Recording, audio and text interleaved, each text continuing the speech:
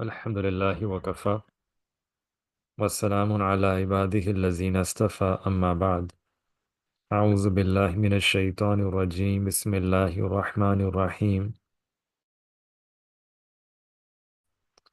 والذين جاهدوا فينا لنهدينهم سبلنا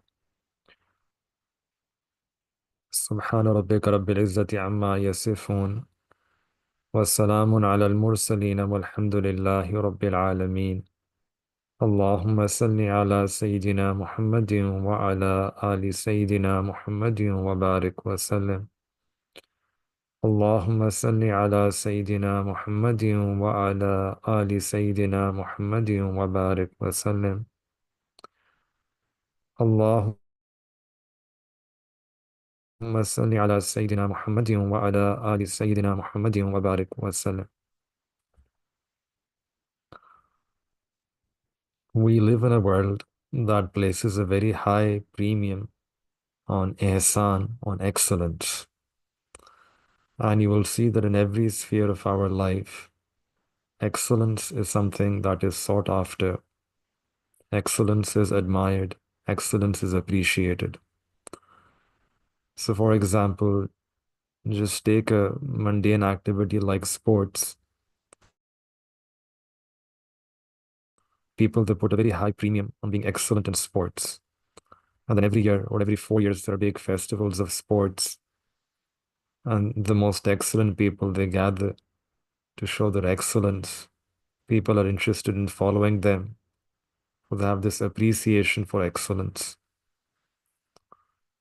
And this applies in so many spheres of our life. Every year we have the Nobel Prize Committee. It awards Nobel Prizes for the most excellent work in science, in medicine, the most excellent work in physics. So Allah subhanahu wa ta'ala has created human beings in such a way that we have this desire for excellence. And we place a premium on excellence. We can relate to excellence. We appreciate excellence. For Muslims, for believers, this quality, it reaches its pinnacle. Because in the Quran, Allah subhanahu wa ta'ala commands us towards excellence, towards ihsan. So, if there was already a natural desire in human beings, Allah subhanahu wa ta'ala brings that natural quality to its full peak, its pinnacle, its splendor, by commanding the Muslims to be people of excellence, to be people of ihsan, to have excellence in everything that they do. In Quran, Allah subhanahu wa ta'ala says, wa ahsinu, should excel in everything, excel in good deeds. Inna Allah yuhibbul muhsineen, for Allah subhanahu wa ta'ala loves those human beings who excel, who are muhsin, who have this quality of ihsan. So excellence, it applies to us in a very fundamental way, that if we can attain excellence, ihsan in our life, we will get the love for Allah subhanahu wa ta'ala. We can become the beloveds of Allah subhanahu wa ta'ala. For Allah subhanahu wa ta'ala loves those people who are people of ihsan. And in fact, more than that, Allah subhanahu wa ta'ala created us so that we can attain excellence. In Quran, Allah subhanahu wa ta'ala mentions that we created life and death, so that we wish to see who will do the most ahsan amal. الذي هو الذي خلق الموت والحياة ليبلوكم أيكم أحسن عملا.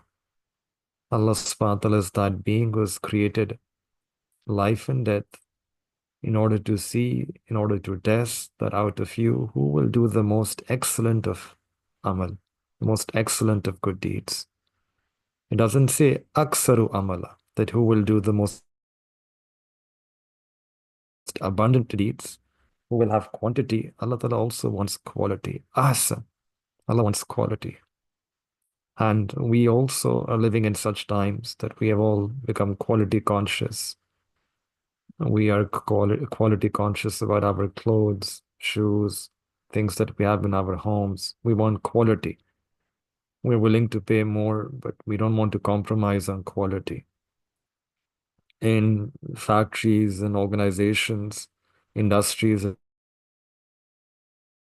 there is this independent, self-sufficient department about quality control department. I want the quality of a product, otherwise I lose the market. So if we as humans, we want quality in this world, then Allah subhanahu wa ta'ala, who's Malikul Mulk, also wants quality from us in our actions, in our deeds, in our amal.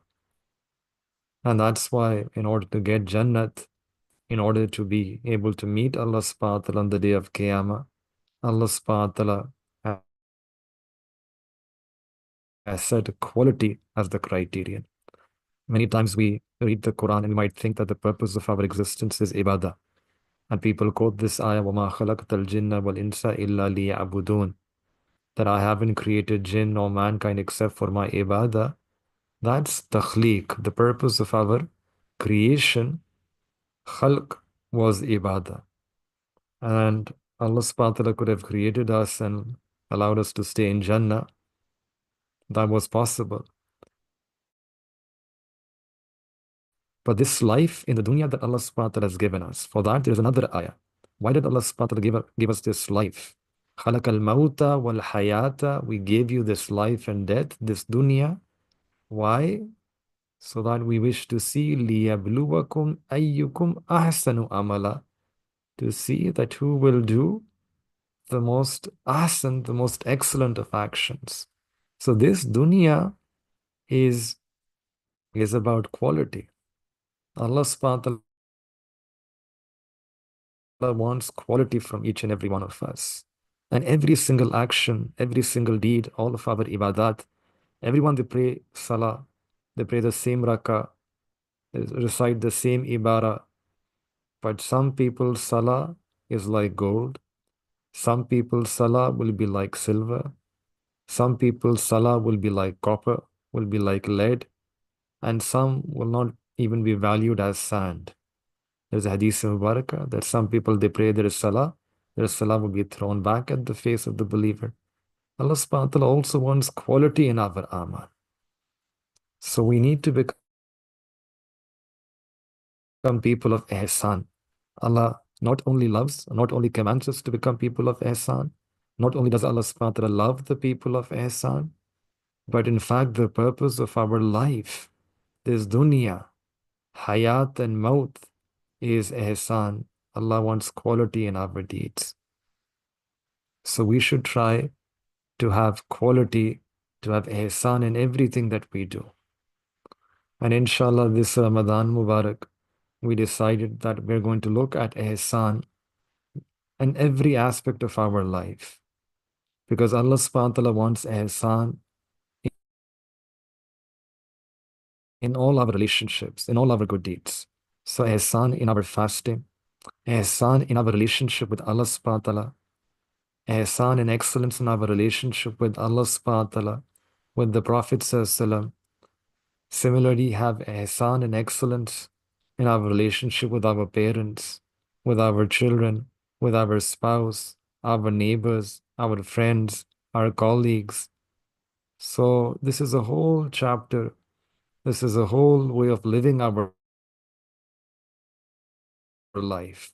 And this is not just the way of living our life. This is the matlub and the maqsood, the purpose and objective of our life. لِيَبْلُوَكُمْ أَيُّكُمْ أَحْسَنُ amala.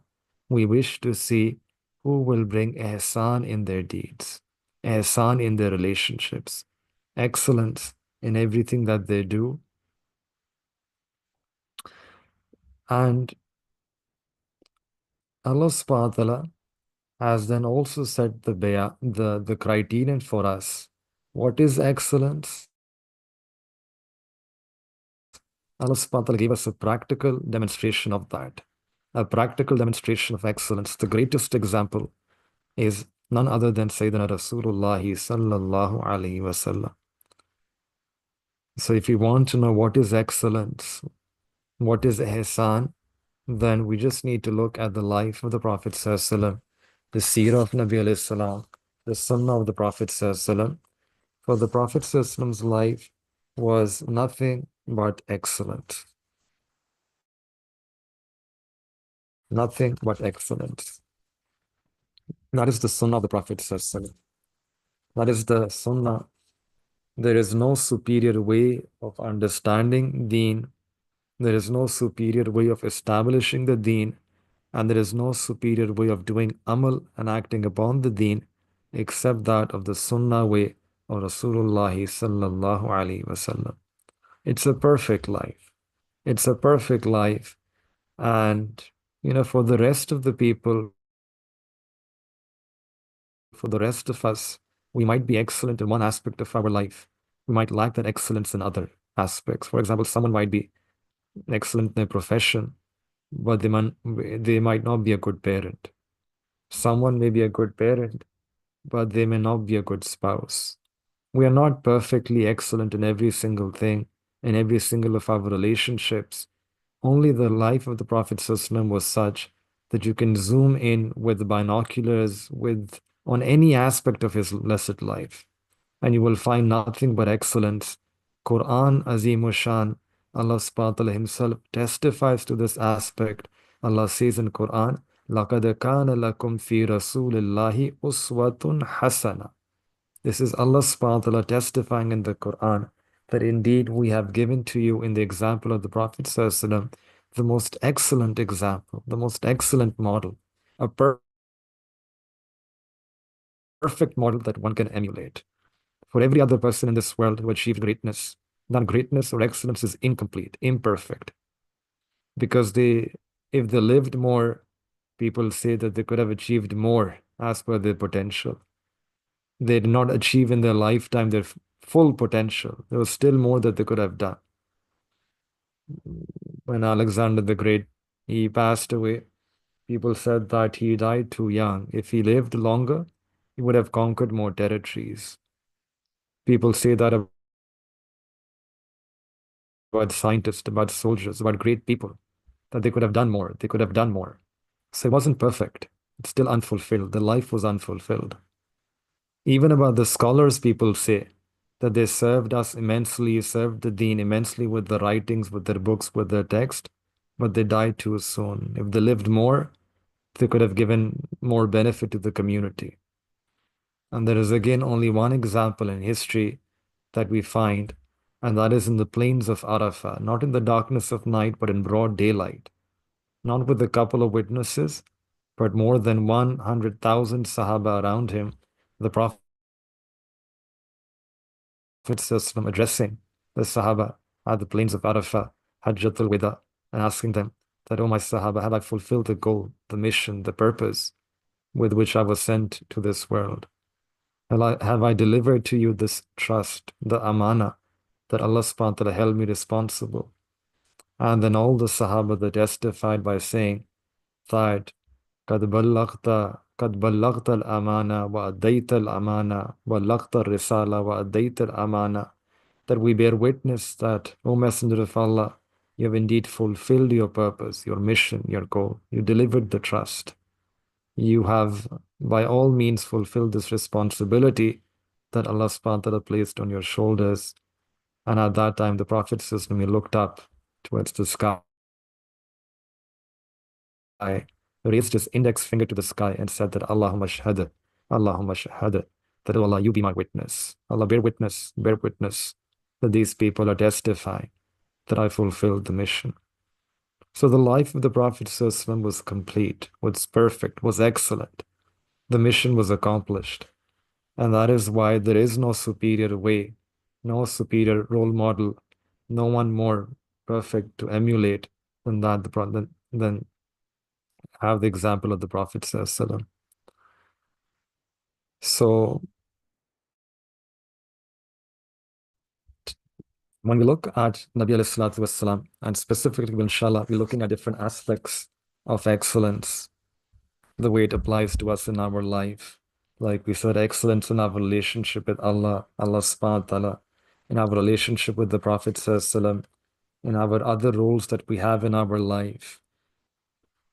We will today, inshallah, begin with excellence, and that is excellence in Ramadan. Excellence in Ramadan. How to spend Ramadan in a beautiful way with Ihsan. And again, there is no greater, no superior model for us to follow than that of the Prophet sallallahu, to see how would the Prophet ﷺ spend his Ramadan. And I want to share with you, inshallah, one hadith mubarakah that is narrated by Amma Aisha radiallahu ta'ala anha, Mu'mineen. She mentions that when Ramadan Mubarak used to begin, the Prophet ﷺ used to increase in three things. And these are three actions, three deeds that we should try to increase for in this Ramadan. Three actions to be increased in Ramadan, three sunnahs to inculcate, to emulate. Number one, the Prophet ﷺ used to increase in his sadaqah, that he used to spend more in voluntary charity in this month than he ever spent otherwise. And even during the year, the Prophet ﷺ's blessed habit was to spend. He would not save anything. He would get something in the morning.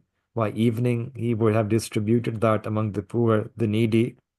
And despite this being the noble habit of the Prophet ﷺ, in Ramadan, with the coming of Ramadan, the start of Ramadan, Nabi ﷺ would increase his spending even more. Become like a wind, like a rushing wind. And anything that would come in the way, the Prophet ﷺ would bless them, would give them, would grant them. And we should always remember that the Prophet ﷺ, he lived a very simple lifestyle. So it's not that he had some surplus wealth that he could be giving charity in abundance. So we should not feel that I don't have much, what can I give? Even if you have small, even if you have little, you can still give that because you have something. And that's what Allah subhanahu wa ta'ala wants. So whatever we have, we try to give something. It doesn't have to be a large amount. It can be small. It can be done with sincerity. It can be done for the sake of Allah, in the love for Allah. So this Ramadan, we should try to get into this very good habit of spending. Person should regularly, they should spend secretly, sometimes openly. Both ways are mentioned in the Quran to give sadaqah. The normal preferred way is to give secretly, such that Allah subhanahu wa ta'ala mentions that the right hand gives in such a way that the left hand doesn't even know. That's how secretly the early Muslims they used to give. It means that they won't notice it themselves. So that one doesn't feel that takabbur, that arrogance. A person doesn't feel like I'm a philanthropist. I should have my name on some building. No, not like that. Give in such a way that nobody knows. But there's one case in which it's better to give openly, and that is that if you feel that by giving openly, somebody might benefit from that. Somebody might see that and might themselves be encouraged to donate. So this then is for da'wah, to invite somebody else to this amal of sadaqah. Somebody might think that, well, if he can donate, why can't I donate? In fact, it's the same rule which applies in many other fields as well. There's a Jamaat of Tabligh, and when people go for 3 days or 40 days, they stand up and they announce that I want to spend these many days in the path of Allah subhanahu wa ta'ala. And again, the purpose is there so that other people in the gathering might think that, well, if he can do it, I can also do it. He's no different than me. If he can manage to take time out, so can I. So that is the Prophet ﷺ used to increase in giving of his sadaqah in this month. And there is a nisbat in Ramadan and sadaqah because when we're eating less in the month of Ramadan, we're meant to feel more compassion. And it's not just feeling compassion for the sake of compassion's sake, but to do something about that compassion, compassion for the poor, to do something about it, and then you spend in the path of Allah, you give sadaqah. So it's a sunnah, it's a prophetic sunnah, it's a prophetic habit, and this is number one. One way, one habit that we should inculcate in this Ramadan is to spend. And we can also make this niyat that, Ya Allah, just like I'm reviving this one sunnah in my life by giving sadaqah in the month of Ramadan, Allah, through the nisbat and the barakah of Ramadan and the barakah of this sunnah of giving sadaqah, Ya Allah, enable me to revive all the sunnahs in my life. Because this is a relatively easy sunnah to do amal upon in this month. The second thing that the Prophet ﷺ used to do in the month of Ramadan is, and he used to do this abundantly, was to make dua, was to make abundant dua, dua with a lot of humility, with a lot of ajizi, with a lot of humbleness, and especially to make dua for two things. One, entry into Jannah, and second, salvation, emancipation from the hellfire. So we should try to learn the Arabic du'as and we should try to make these two du'as abundantly during the day, during the night. Allahumma inni as'aluka al-jannah wa a'udhu bika minan nar. That, oh Allah, I ask you for Jannah, for paradise, and I seek refuge with you from the fire. And there's a simple one, Allahumma ajirni minan nar. Oh Allah, save me, emancipate me from the fire. There are many du'as, different words in the Hadith Mubarakah. But this is obviously something, a dua that we should be making all year round. All year round.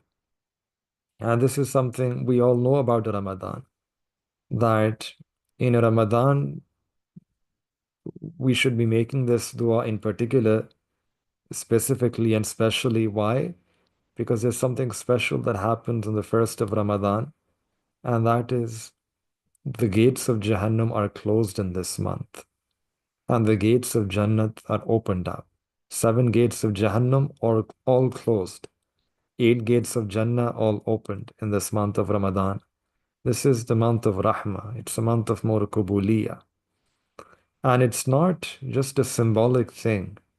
This is not just metaphorical. It's actually, in essence, it's real. And Allah subhanahu wa ta'ala has made Jannat and Jahannam and the doors are opened. And it's again, what this means is that Allah has made this month a month of salvation from Jahannam, a month of admission into Jannah. Our own Shaykh, Hazrat Ahmad Barakatum, he would say that Jannat is on clearance sale in this month. And Allah subhanahu wa ta'ala is offering Jannat to us at clearance price, at clearance sale. Like when people go and have these sales, different types of sales. So this is also a month where Allah subhanahu wa ta'ala is giving Jannat to us, Jannat at clearance sale.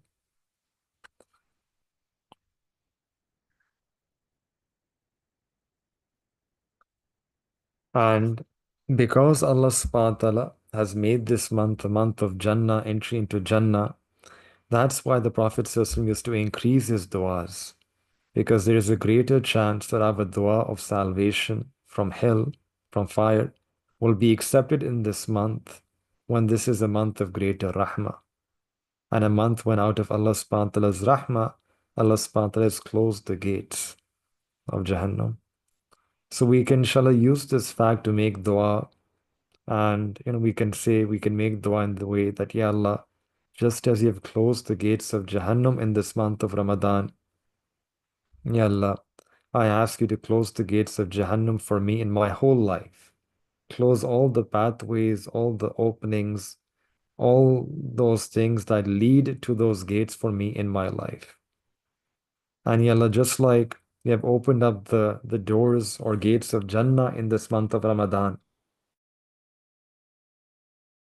and I ask you to keep them open for me and guide me and open to me all those pathways and portals and avenues and deeds and grant me tawfiq for all of those deeds and actions that can lead me to Jannah, lead me to enter through those doors of Jannah.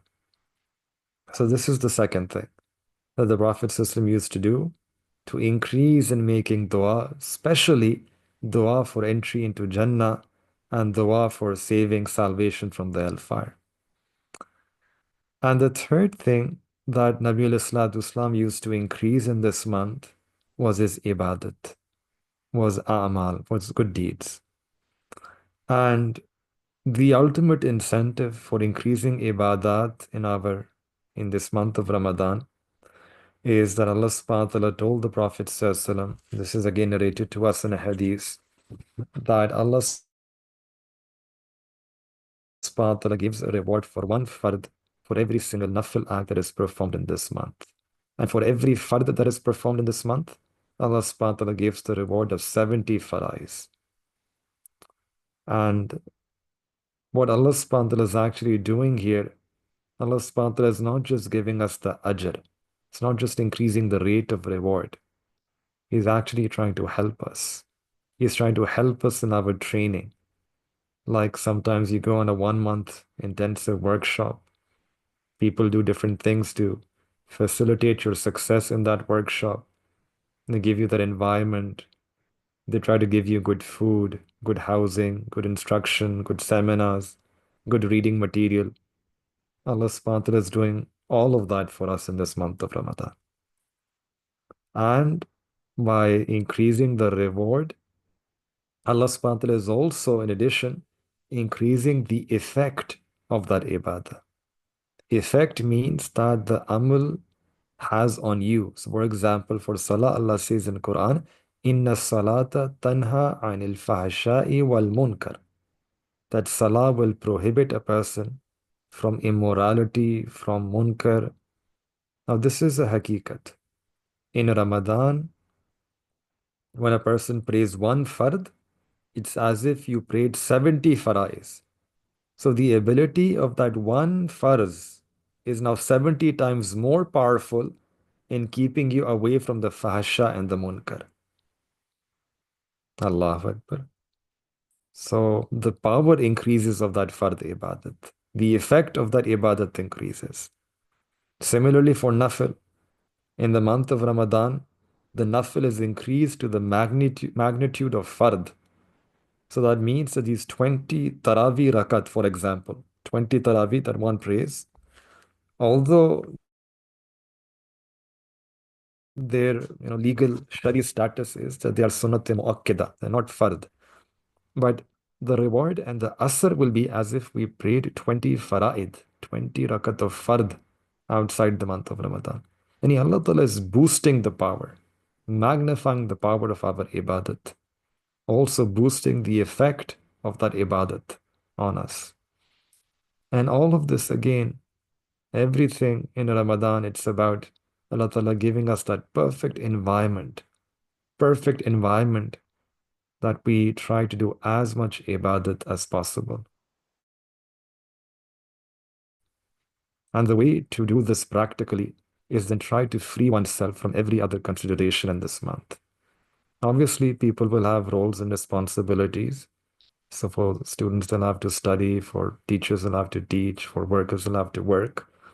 But other than that, there should be nothing else that you do in this month. We should just take off from all social activities, social relations, sports, and no sports in Ramadan for the seeker. There's no time. There's no time. The Prophet ﷺ, we would increase his ibadat. This is excellent. This is ihsan. This is the month for me. It's the month of Allah. I'm getting such an incredible rate.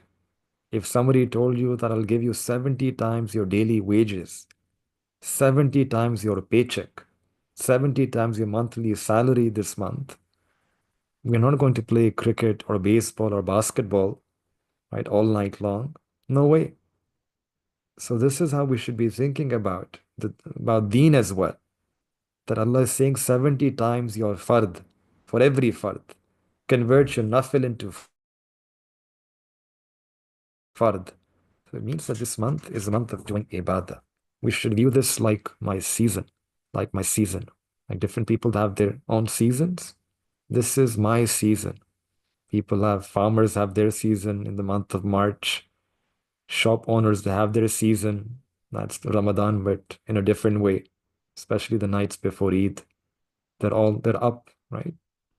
Shops all open 24 hours. It's their season. So we should think that Ramadan is my season. It's the season of ibadah.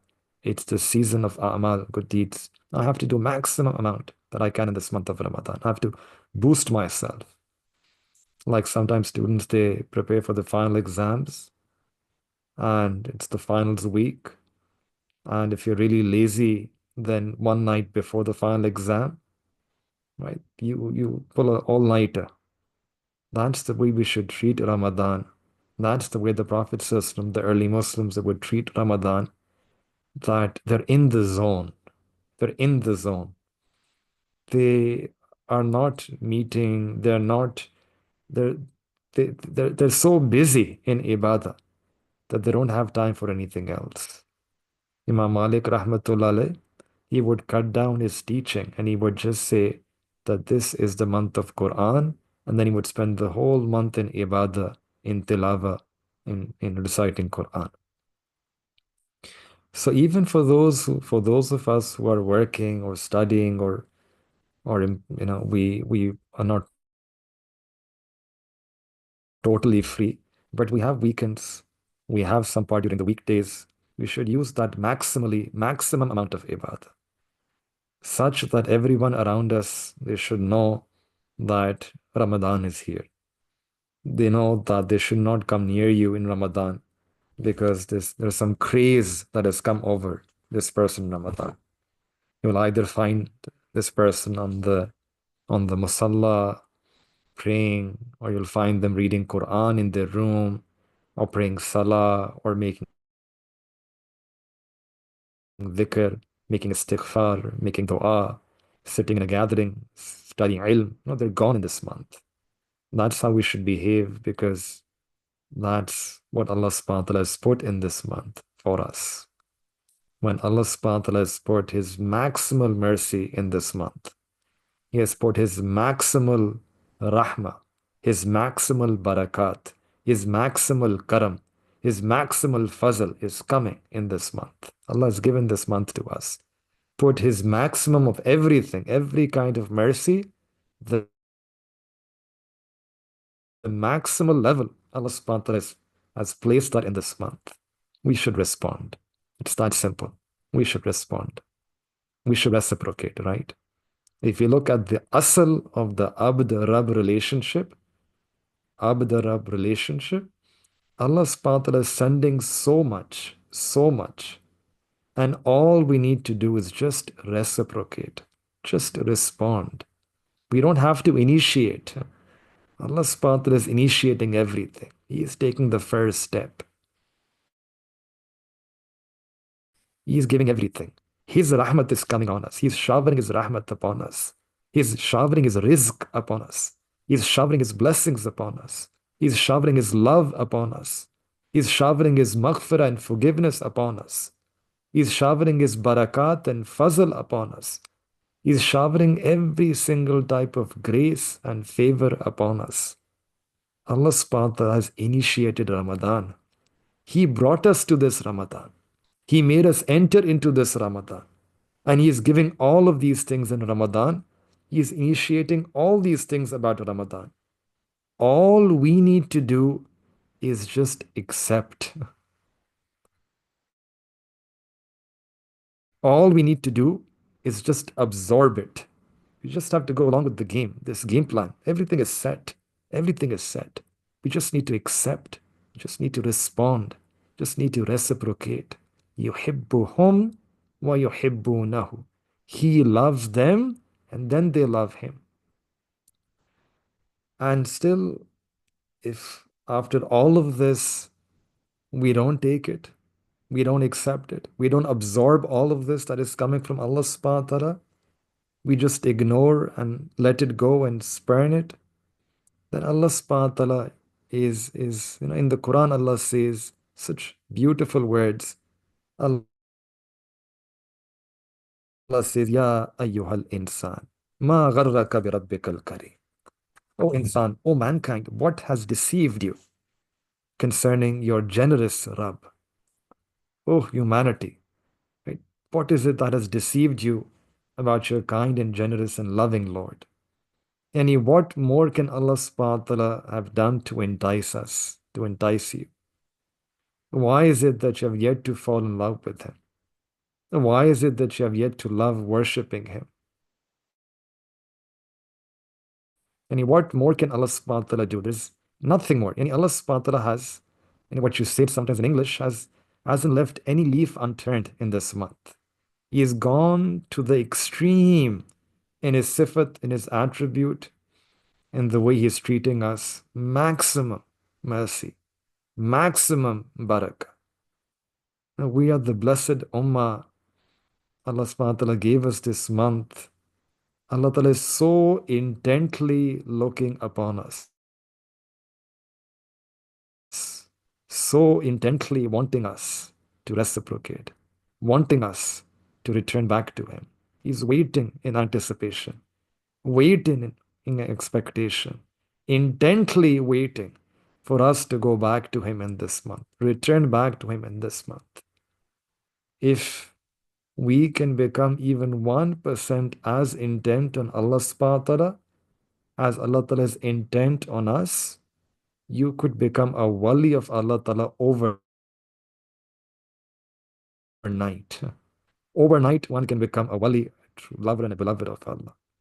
It's just that we're not that sincere. We need to build that sincerity in this month. We are not that serious. We need to build that seriousness in this month. This is the month. It's the month to build our sincerity towards Allah, build our seriousness in our relationship with Allah. So the third thing the Prophet ﷺ would increase in this month is his ibadat. Anything, everything. We would say that everything you should do more in this month. You should be more regular in Jamaat. Pray your sunnahs more regularly. Pray more nawafil. Read more Quran. Make more istighfar. Make more durood. Do more khidmat of deen. Study more ilm. Do everything. Make more zikr. Make more dua. Everything and anything you can think of, you should do it. And if someone is a beginner, then at least try to do it. Maybe you haven't never done these things before.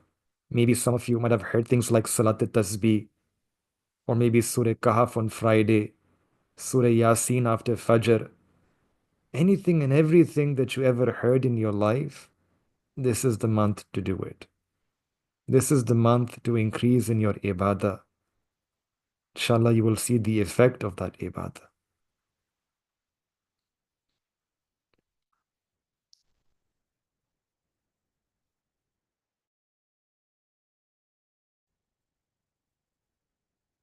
So remember, the fasting that we do in this month, it's not the end.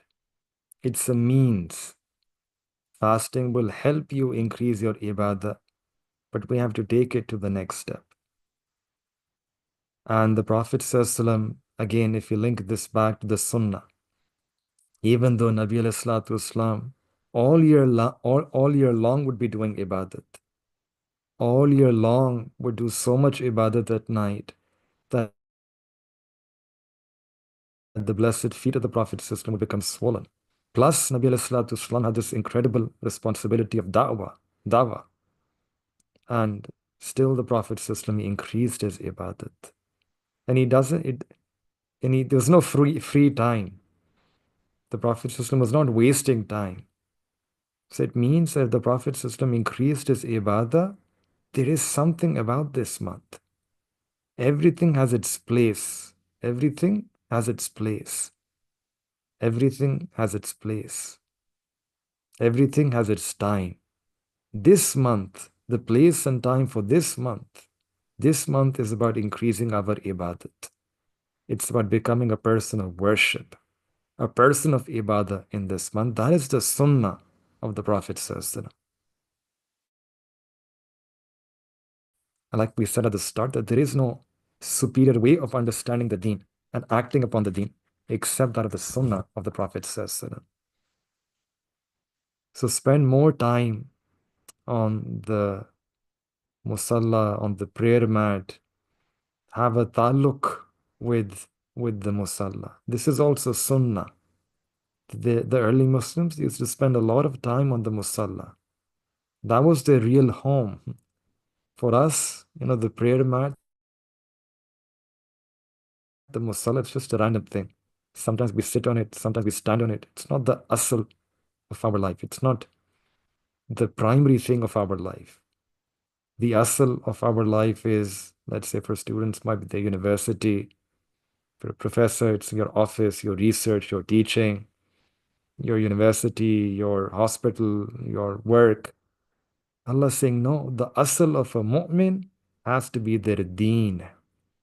Everything else is ghairi asl. The asl place of a person should be when they enter into the presence of Allah subhanahu wa ta'ala. When they come on the musalla to pray their salah, it's as if they entered home, standing before Allah in a state of mulaqat and meeting with Allah ta'ala. And that's what the Prophet ﷺ said, that al-mu'minu fil masjid kasamaka fil ma. That the mu'min in a masjid is like a fish in water. Me and you, we are like fishes who spend 11 months outside of water. So this is the month to return to the water, to return to Allah Ta'ala, to return to Deen. And may Allah subhanahu wa ta'ala enable all of us that we can increase in these three things. We can increase in our sadaqah, we can increase in our du'as, especially and specifically all our du'as, but in particular du'as for Jannah and salvation from Jahannam. And may Allah subhanahu wa ta'ala enable all of us to increase in our ibadat, any and all kinds, to increase them in their quantity, to increase them in their quality, to increase them in their regularity, in being regular in them, in feeling Allah subhanahu wa ta'ala through those ibadat, to remember Allah ta'ala during those ibadat. To may Allah subhanahu wa ta'ala give all of us this tawfiq.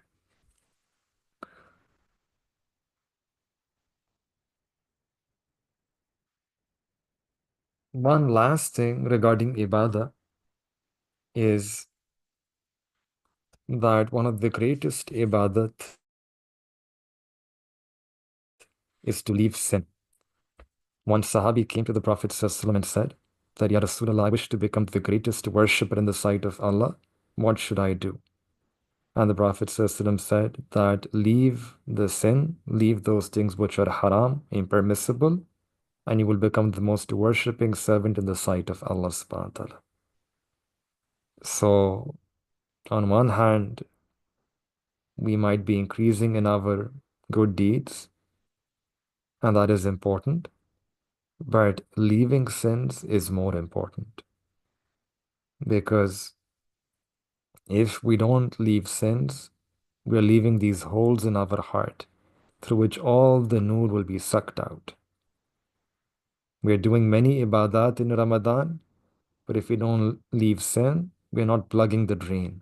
The water will never be able to stay inside a bathtub where the drain is open. It will just go. In the same way, this nur will never be able to remain in our heart unless and until we plug the sins. We remove the sins. And that's why fasting is not just staying away from food and drink. Fasting also means that you fast with your eyes, lowering our gaze, protecting our gaze, not misusing our eyes. Fasting of the tongue, that you don't backbite, don't hurt others, don't shout, don't fight. You moisten your tongue with the zikr of Allah subhanahu wa ta'ala, with dua, with Quran. You leave unnecessary talk. Practice silence. Fasting of the mind, that you're not thinking ill of others. Remember, kina, malice is something. Even on Laylatul Qadr, a person with malice and enmity in their hearts for others will not be forgiven. So it's a fasting. We need to fasting of the mind. We need to purify our thoughts. We need to remove any degrading thoughts about others. We should constantly be humbling ourselves before Allah Ta'ala, rather dispelling all thoughts other than Allah. Our Shaykh Azaji, he says something very beautiful, that the filth of impure thoughts is removed by abundant remembrance. The filth of impure thoughts is removed by abundant remembrance of Allah. So we should think more about Allah's path in this month. This is the month of thinking more about Allah Ta'ala, remembering Him, thinking about Him, making du'as to Him, conversing with Him.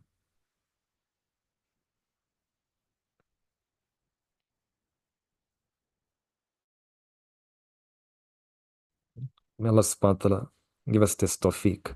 This is very important, that we sit and we analyze our life, that what are the things that we are doing that are disobedience, that count as disobedience to Allah Ta'ala, and try to leave them. Be defensive. We're doing all of these good things, but we need to be careful to defend, lest shaitan and nafs to take the sin, these good deeds away from us. So may Allah subhanahu wa ta'ala give us the tawfiq to act upon these teachings. May Allah subhanahu wa ta'ala enable us to leave sins in this month of Ramadan. May Allah ta'ala grant us the tawfiq to be able to excel in our fast and spend this month in a way that is pleasing to Him.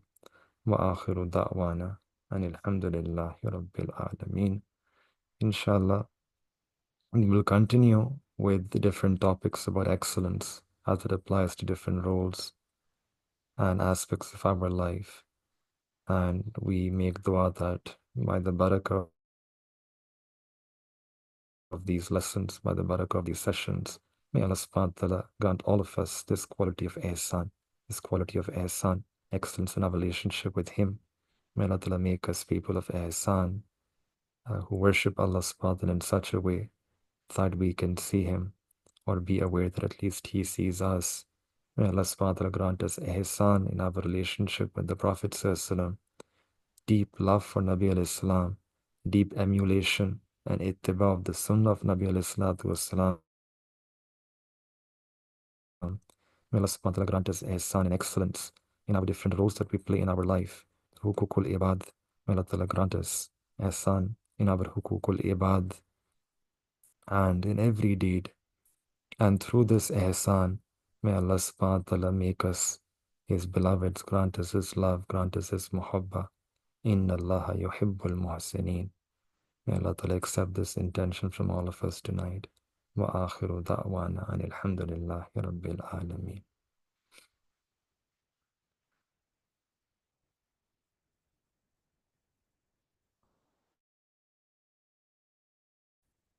We'll end with a short dua. Subhan rabbil al-wahhab. Allahumma salli ala Sayyidina Muhammad wa ala ali Sayyidina Muhammadin wa barik wa sallim. ربنا ظلمنا أنفسنا وإن لم تغفر لنا وترحمنا لنكونن من الخاسرين. ربنا لا تزغ قلوبنا بعد إذ هديتنا وهب لنا من لدنك رحمة إنك أنت الوهاب. اللهم إنا نسألك الجنة ونعوذ بك من النار. اللهم إنا نسألك الجنة ونعوذ بك من النار. اللهم إنا نسألك الجنة الفردوس بغير حساب ونعوذ بك من النار. Ya Rabbi Kareem, Ya Allah, ظلمنا أنفسنا. Allah, we have done zulm on ourselves. Ya Rabbi Kareem, we come to you tonight. Ya Rabbi Kareem, we come to you tonight in Tawbah. Ya Rabbi Kareem, Ya Allah, out of your rahmah, you have blessed us with this month of Ramadan. Ya Rabbi Kareem, we cannot thank you enough for this blessing. Ya Rabbi Kareem, Ya Allah, this is the month of rahmah, the month of maghfirah, the month of barakah. Ya Rabbi Kareem, Ya Allah, grant us all the rahmah. Allah, grant us the barakah, grant us the maghfirah. Ya Rabbi Kareem, out of your rahmah, Ya Rabbi Kareem, wipe away all of our sins. Allah, Forgive us for all the sins that we have done, for all the sins that we remember, for all the sins that we have forgotten. Ya Rabbi Kareem, Ya Allah, make this month a month of rahmah for all of us. Allah, make this month a month of maghfirah for all of us. Ya Rabbi Kareem, the first Ashra is the Ashra of rahmah. Ya Rabbi Kareem, Ya Allah, we ask you for your rahmah. Ya Rabbi Kareem, we ask you for your special rahmah. Allah, that glance of rahmah, that gaze of rahmah that can flip our life, that can change our life, that can transform our hearts. Ya Rabbi Kareem, we present our hearts to you tonight. Allah, we ask that you cast that one glance of rahmah upon our hearts.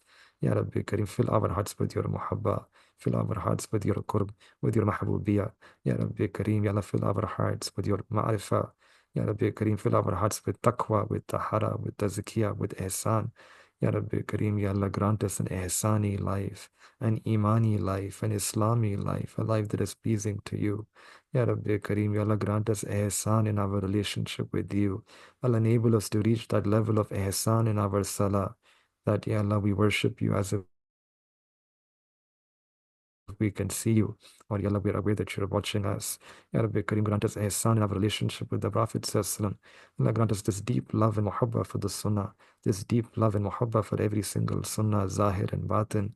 Allah, the ability to inculcate the sunnah, to adhere to the sunnah, to practice the sunnah, to be established on the sunnah. Ya Rabbi Kareem, Ya Allah, grant us ihsan in our different responsibilities, in our roles as parents and spouse and children and siblings and neighbors. Ya Rabbi Kareem, Ya Allah, grant us ihsan in all of our hukukullah and discharging our hukukul ibad.